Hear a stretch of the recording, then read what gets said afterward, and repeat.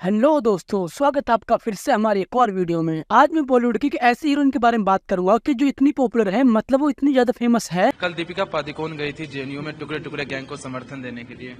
दीपिका पादुकोण कौन है?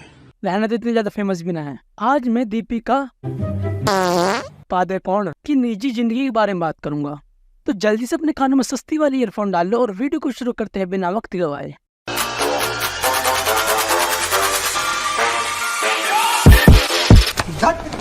दीपिका सिर्फ अपनी मूवीज से नहीं बल्कि नशे में देने में मतलब नशे लेने के लिए भी जानी जाती है। दीपिका पादुकोण का नशे से ऐसा गहरा रिश्ता है जैसे सलवार का नाड़े से और उर्फी जावेद का कबाड़े से। और दीदी को खाने सिर्फ नशे की लत नहीं है, असली नशा तो इनको अपनी दुग्गी मतलब डुगडुगी बजवाने का है। इनकी डुगडुगी बजाने की चर्चे इंटरनेट पे इस तरह बहते हैं जैसे पड़ोस के नाले में टट्टी, मतलब बेहिसाब। और अफसोस की बात तो ये है कि पाकिस्तान की कुल जायदाद 347 अरब डॉलर है और बेचारी दीपिका की कुल जायदाद 352 करोड़ है। हालांकि मारी दोनों की बराबर गई है।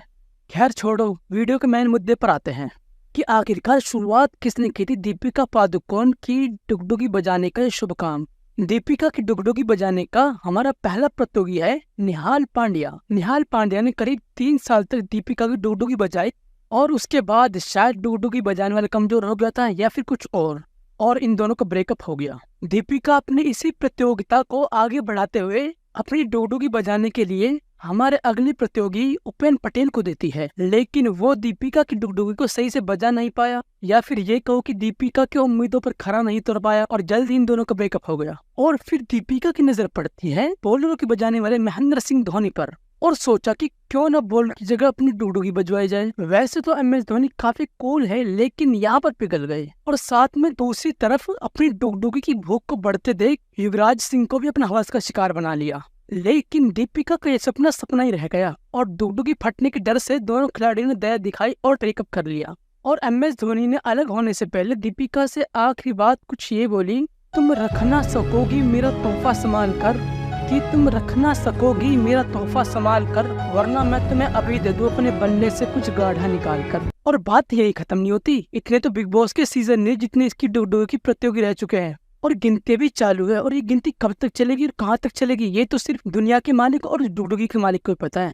और हमारे अगले प्रतियोगी है सिद्धार्थ मालिया। वैसे तो सिद्धार्थ मालिया ने डुगडुगी पर खूब पैसा लगाया लेकिन खुद कुछ कर नहीं पाया। जो कहते हैं ना कि पैसों से सब कुछ हो सकता है, कुछ चीजें पैसों से भी नहीं होती। कुछ चीजों के लिए दम की जरूरत पड़ती है, खुद में भी और उसमें भी। और इन दोनों का भी जल्दी ब्रेकअप हो गया। और अब डुगडुगी बजाने का नंबर आता है हमारे अगले प्रतियोगी कश्मीरी मॉडल मुजामिल इब्राहिम का। करीब 1 साल तक अपनी डुगडुगी बजवाने के बाद दीपिका यहाँ पर ही बोर हो गई और आखिरकार इन दोनों का भी ब्रेकअप हो गया। यार कोई अपनी जिंदगी को कितनी ज्यादा बर्बाद कर सकता है वो इन मैडम से सीखो। मतलब अपनी डुगडुगी को इतनी ज्यादा बजवाने के बाद मैडम अभी भी शांत नहीं बैठी और अपनी डुगडुगी को बॉलीवुड की डुगडुगी बात 70% बॉलीवुड एक्ट्रेस को अपनी जादुई डंडे से चरम सुख दे चुके और डुगडुगी बजाने में परम ज्ञान प्राप्त करने वाले रणवीर कपूर को अपनी डुगडुगी बजाने के लिए दे देती है। और रणवीर कपूर ने जैसे ही डुगडुगी बजाई तो एहसास हुआ कि उड़ती हुई चील और टूटी हुई सील कभी आवाज नहीं करती। बस इसीलिए रणवीर ने दीपिका से ब्रेकअप कर लिया। हमारे देश में किसी गरीब को इंसाफ मिले या ना मिले, लेकिन इंटरनेट पे आंसू बहाने वाली लड़कियों को सिंपैथी पतीले भर भर के मिलती है। और क्यों ना मिले, 55 से लेके 55 तक सारे ठगी धरे हुए हैं हमारे देश में।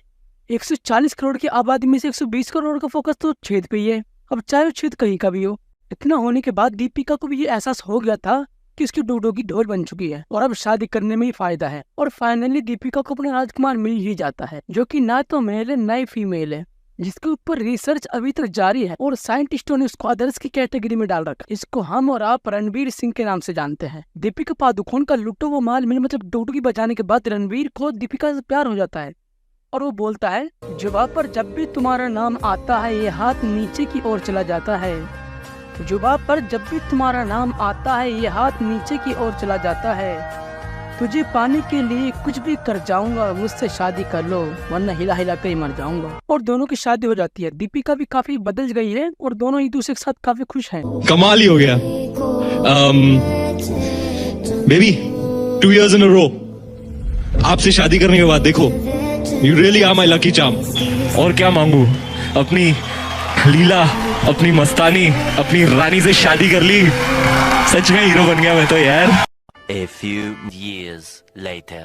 And he comes along, and so I didn't commit. In fact, until he proposed to me, there was no real commitment as such.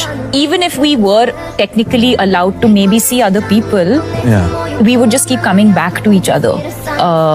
So I did meet other people, but I wasn't interested or excited by anyone else that I was seeing. And in my mind, I was committed to him. So I would meet other people, but at the back of my head, it was like, I'm going back to him. इसका कुछ नहीं हो सकता। ये वो भूख जिसको खाना नहीं बल्कि लेना पसंद है, और इस भूख में इंसान को हर बार कुछ नया और बड़ा चाहिए होता है, और इस भूख का कोई इलाज नहीं है। मैं जाने से पहले आपको सिर्फ एक ही बात बोलूंगा, बहुत खतरनाक है ये हवस की बीमारी, कि बहुत खतरनाक है ये हवस की बीमारी, एक छेद के चक्कर में पागल है ये दुनिया सारी। इसी के साथ वीडियो को एंड करते, वीडियो अच्छी लगी तो वीडियो को लाइक करो, कमेंट करो और ज़्यादा से ज़्यादा शेयर करो, और ऐसी ही रोस्टिंग वीडियो देखने के लिए चैनल को सब्सक्राइब जरूर कर दो ताकि 1000 सब्सक्राइब हो सके।